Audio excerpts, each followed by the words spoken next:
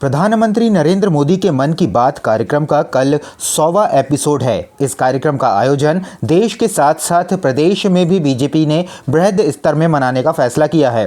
सांसदों और मंत्रियों को भी अलग अलग स्थानों पर मन की बात सुनने का जिम्मा सौंपा गया है। वहीं मुख्यमंत्री पुष्कर सिंह धामी नैनीताल में मन की बात कार्यक्रम में रहेंगे, जबकि भाजपा के प्रदेश अध्यक्ष महेंद्र भट्ट माणा गांव में मन की बात कार्यक्रम सुनेंगे। साथ ही राज्य के प्रतिष्ठित व्यक्तियों को भी इस कार्यक्रम से जोड़ा जा रहा है। मंत्री प्रेमचंद अग्रवाल जी ऋषिकेश में छिद्रवाला में मन की बात को सुनेंगे। इसके अलावा हमारे पूर्व मुख्यमंत्री माननीय भगत सिंह कोश्यारी जी ये सहसपुर में जो JB institute and technology centre, हमने जो इंस्टीट्यूट है उनमें भी मन की बात के कार्यक्रम रखे हैं, तो भगत दा वहाँ रहेंगे। विधानसभा अध्यक्ष ऋतु खंडूड़ी जी एक कोटद्वार में मन की बात को सुनेंगी। पूर्व मुख्यमंत्री श्री त्रिवेंद्र सिंह रावत जी डोईवाला में शिव मंदिर परिसर में मन की बात को सुनेंगे। मैं स्वयं कल माणा गांव में, जो भारतवर्ष का प्रथम गांव है, उसमें मन की बात में रहूँगा। हमारे माननीय अजय जी संगठन मंत्री हरिद्वार में सप्त ऋषि मंडल में मन की बात को सुनेंगे। हमारे केंद्रीय कार्यालय प्रभारी श्री महेंद्र पांडे जी ये भी नैनीताल में जो नाविक हैं उनके साथ मन की बात को सुनेंगे। हमारे पूर्व प्रदेश अध्यक्ष भगत जी ये काला डूंगी में हिम्मतपुर तल्ला इस बूथ पर मन की बात को सुनेंगे। हमारे पूर्व प्रदेश मदन कौशिक जी हरिद्वार में सप्त ऋषि मंडल हर की पेड़ी मन की बात को सुनेंगे। माल रोड के सौंदर्यीकरण के कार्य को तेजी से पूरा करने के लिए जिलाधिकारी ने माल रोड को वाहनों के लिए बंद करने का निर्देश दिया, जिसका स्थानीय नागरिकों ने जमकर विरोध किया और उसके बाद प्रशासन ने दोपहिया वाहनों को छूट दी। जिलाधिकारी के आदेश पर माल रोड पर वाहन पूरी तरह प्रतिबंधित करने के आदेश के बाद जब सुबह अभिभावक अपने बच्चों को लेकर स्कूल जाने लगे तो दोनों बैरियरों पर उनके वाहन और दोपहिया वाहन नहीं जाने दिए गए, जिसका आम जनता के द्वारा कड़ा विरोध किया गया। वो मतलब पब्लिकली कोई फ्लैश नहीं हुआ है। सुनने में आ रहा है कि रात शाम को 6 बजे के बाद ये ऑर्डर हुए हैं। आज सुबह जैसे ही लोग अपने अपने बच्चों को लेके लाइब्रेरी और पीछे वाले बैरियर पे आए हैं तो उनको वहाँ रोक दिया गया है। उसके बाद कह दिया गया कि भैया आप किंग रेक से जाइए, माल रोड बंद है, और 3 दिन के लिए ऑर्डर कर दिए हैं।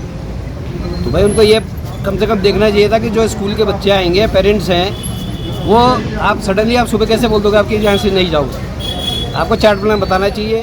सारी शासन प्रशासन की कमी है कि कभी वो 10 अप्रैल बोलता है सड़क का काम खत्म हो जाएगा, कभी 15 अप्रैल बोलता है, कभी 30 अप्रैल बोलता है। और DM साहब तो कल आई तो 3 दिन में ये जादुई काम हो जाएगा कि 3 दिन में माल रोड पूरी तैयार हो जाएगी। ये तो हमें दिख रहा है कि कब ये माल रोड तैयार होगी। तो अभी मई भी पूरा है, मेरे को लगता नहीं कि ये मई में भी पूरी हो पाएगी।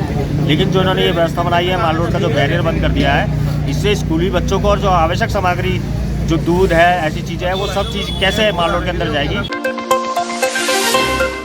पौड़ी जिले के रिखणी खाल और धुमाकोट क्षेत्र में बाघ की सक्रियता थमने का नाम नहीं ले रही है।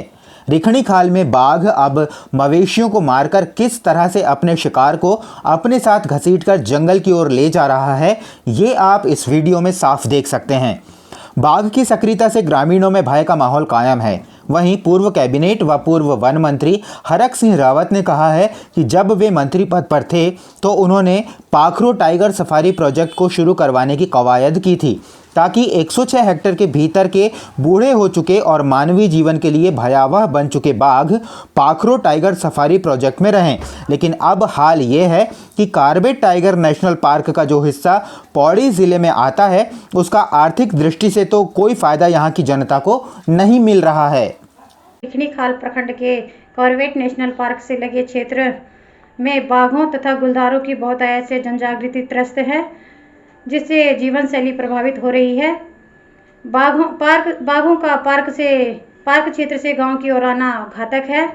मैं पार्क प्रशासन, वन्य प्रशासन से आग्रह करूंगी कि सभी बाघों को ट्रैंकुलाइज करके उन्हें यथास्थान छोड़ा जाए। क्षेत्र के अंदर लोगों के अंदर अभी दहशत का माहौल है, और डेफिनेटली जब एक बाघ आदमखोर हो जाता है, मैन ईटर हो जाता है, तो उसको पकड़ना बहुत आवश्यक है। लेकिन इसका जो दूसरा एस्पेक्ट है जिस पे मैं आपसे बात करना चाह रही हूँ कि मैंने सोशल मीडिया के माध्यम से देखा भी कि वहाँ के जो विधायक हैं वो इस सारी जिम्मेदारी जो है वो कह देते हैं कि कॉर्बेट नेशनल पार्क एक अभिशाप बन गया है।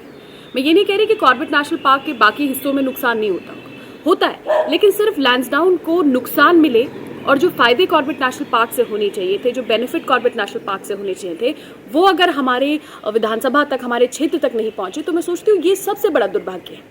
इसके पीछे बहुत मकसद ये था कि जो बुजुर्ग बाघ हो गए, बीमार हो गए, शिकार नहीं कर पाते हैं और इसलिए वो गांव के लोगों को अपना शिकार बनाते हैं, ऐसे बाघों को पकड़कर हम पागलो टाइगर सफारी में रखेंगे। उन बाघों का जीवन भी सुरक्षित रहेगा और उससे गढ़वाल के लोगों को आमदनी भी होगी, व्यवसाय भी बढ़ेगा, इको टूरिज्म बढ़ेगा, वाइल्ड लाइफ टूरिज्म बढ़ेगा।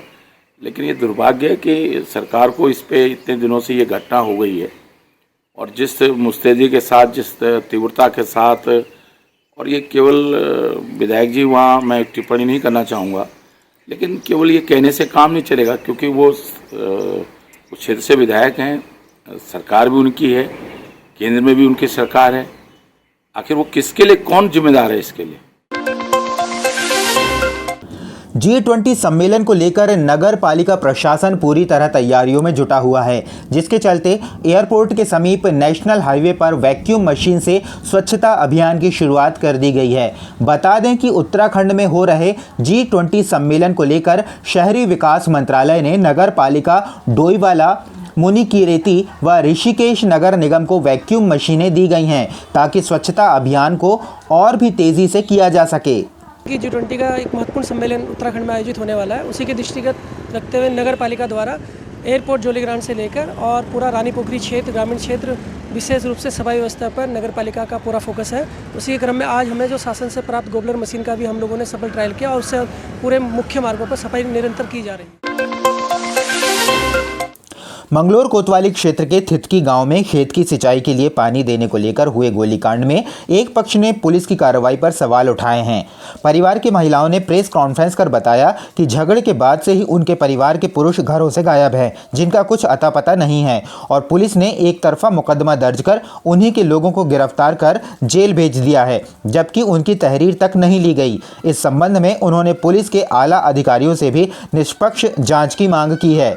नरमंता, रणधावाता, प्रियंकुता, उन्होंने इतनी मार पिटाई करी, मेरे पति के साथ बहुत मार पिटाई करी, इतना मारा उनको। उनके भाई थे साथ में, उनके भतीजे थे, वे भी आगे गाली गलौज सुन के आ गया और तो उन पर भी एकदम फायरिंग करी, बलकटी लेके भागे उनके पीछे। हमारे बच्चों का भी नहीं पता कहाँ पर गए, कहाँ से खेत में से गायब हो गए। 4 बच्चे गम हैं जी, 4 बच्चों का कोई पता नहीं है जी कहाँ पे हैं जी। छुटाने के लिए गया था, काम कर रहे थे। एक मेरे भाई का लड़का मोनू, वे भी दोनों मिलकर अपने चाचा को छुटा रहे थे। इस दोनों को काफ़ी चोट मारी, फावड़े मारे, गंडासे मारे, काट को मेरा लड़के के हाथ पैर काट रखे, मुंह भी काट रखा है यहाँ से। फिर गांव में हमारी कोई थाने में गए, मेरे बच्चों का वहाँ से कोई नहीं पता, खेत में से घर नहीं आए हुए, पता नहीं कहाँ चले गए खेत में से। नहीं फायरिंग हमारी तरफ से फायरिंग नहीं करी। गाँव में पहले से भी हमारे आदमियों को, हमारे बच्चों को टॉर्चर कराते हुए।